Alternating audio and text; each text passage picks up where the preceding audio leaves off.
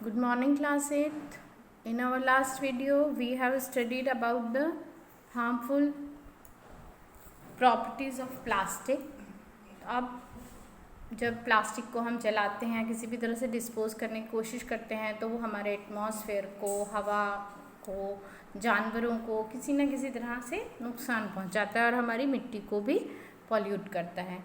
तो हमें क्या करना चाहिए, प्लास्टिक के यूज़ को कैसे कम करना चाहिए या उसको किस तरह डिस्पोज करना चाहिए। Avoid the use of plastic as far as possible. पहले तो जितना पॉसिबल हो हमें प्लास्टिक के यूज़ को अवॉइड करना चाहिए, कोशिश करनी चाहिए कि हमें प्लास्टिक यूज़ ना करना पड़े। Make use of bags made of cotton और jute when you go for shopping. जब भी आप मार्केट जाते हैं, शॉपिंग के लिए जाते हैं, तो अपने साथ घर के बना हुआ कपड़े का थैला या कॉटन जूट का बना हुआ जो बैग होता है वो लेके जाएं, जिससे कि हमको कम से कम पॉलीथीन मार्केट से लेनी पड़े। The biodegradable and non biodegradable waste should be collected separately and disposed of separately. जो बायोडिग्रेडेबल वेस्ट होता है और जो नॉन बायोडिग्रेडेबल वेस्ट होता है उनको अलग अलग कलेक्ट करना चाहिए, अलग अलग डस्टबिन्स में रखना चाहिए और उसको डिस्पोज करने में, फेंकने में या उसको ख़त्म करने में भी उसे अलग अलग करना चाहिए। आजकल तो जो नगर निगम की गाड़ियाँ होती हैं वो भी आपको 2 डस्टबिन रखने के लिए बोलते हैं। एक में आप खाने पीने की चीज़ें डालिए, दूसरे में आप प्लास्टिक, मेटल, कप्स वगैरह जो टूट जाते हैं, कांच की चीज़ें जो टूट जाती हैं वो सब डालिए। तो ये सब हो जाए, ये करने से सेपरेशन जो होता है वो इजी होता है और उन कचरों का अलग अलग इस्तेमाल किया जाता है। Practice this in your homes. अपने घर से इसको शुरू कीजिए, यहाँ से प्रैक्टिस कीजिए। Can you suggest some other ways in which you can contribute towards reducing the use of plastic materials. ऐसे ही बहुत सारे तरीके हैं जो आप अपने आप से भी सोच सकते हैं कि हम प्लास्टिक मटेरियल का यूज़ कम करने के लिए और क्या कर सकते हैं। अगर आपको ऐसे कोई तरीके सोचते हैं तो उन्हें आप अपनी कॉपी में लिख सकते हैं। It is better to recycle plastic waste. अब बहुत सारे प्लास्टिक जो हम पहले से यूज़ कर रहे हैं, जब वो ख़राब हो जाते हैं तो हमें क्या करना चाहिए, उनको रिसाइकल करना चाहिए।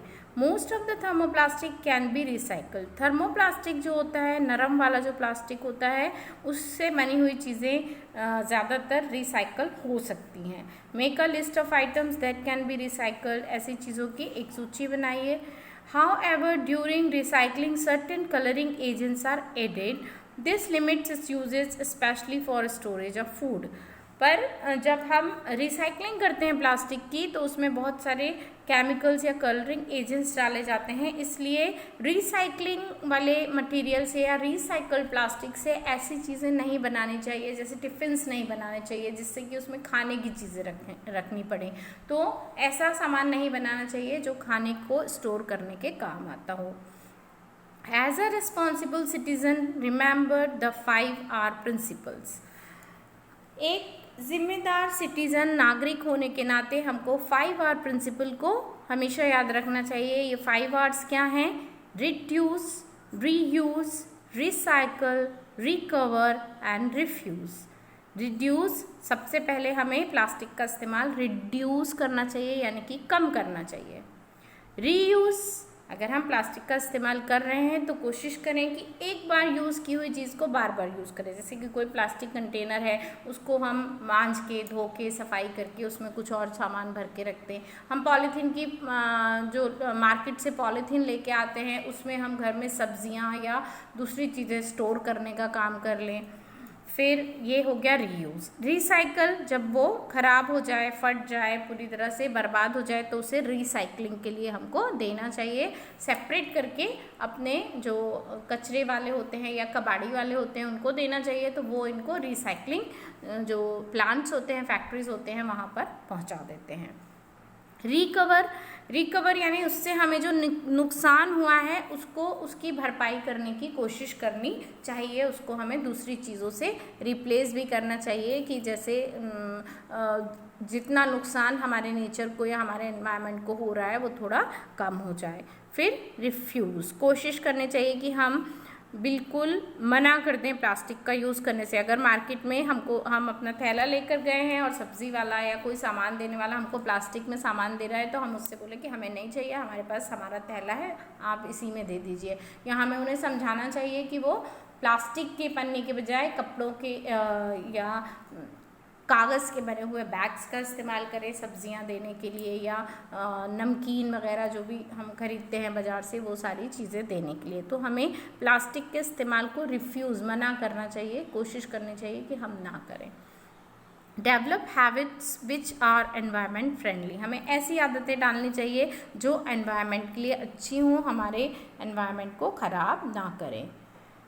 Fibre wise, do not throw plastic waste in the water bodies और ऑन द रोड, हमें अपने एनवायरनमेंट को बचाने के लिए प्लास्टिक बैग्स को पानी में या फिर रोड पर या फिर नालियों में नहीं फेंकना चाहिए।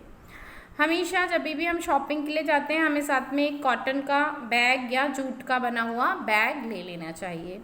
Try to minimise the use of plastic material, हमें प्लास्टिक मटेरियल का इस्तेमाल कम से कम करना चाहिए। जैसे कि हम प्लास्टिक के टिफ़िन बॉक्स की जगह स्टील का लंच बॉक्स यूज़ कर सकते हैं। जैसे कि हम अपने घर में जो स्टोरिंग के लिए डब्बे इस्तेमाल करते हैं, वहाँ पर भी हम स्टील के बने हुए डिब्बों का इस्तेमाल कर सकते हैं, कांच के बने हुए डिब्बों का इस्तेमाल कर सकते हैं, जिससे कि प्लास्टिक का यूज़ धीरे धीरे कम होगा। आजकल शादियों में भी इस तरह का समझाइश दी जाती है कि हम जो डिस्पोजेबल या प्लास्टिक से बनी हुई प्लेटें वगैरह हैं, उनका इस्तेमाल ना करके स्टील के बर्तनों का इस्तेमाल करें। या अपने घर में कोई फंक्शन हो रहा है तो हम स्टील के बर्तनों का इस्तेमाल करें, जिससे कि कचरा कम होगा, एनवायरनमेंट को नुकसान नहीं होगा और हम उनको साफ़ करके दोबारा से यूज़ कर सकते हैं। तो this is your chapter 3 is fibre to synthetic fibres. तो ये हमारा आज कंप्लीट हो गया है। अब हम इसके क्वेश्चन आंसर्स और एक्सरसाइजेस नेक्स्ट वीडियो में करेंगे।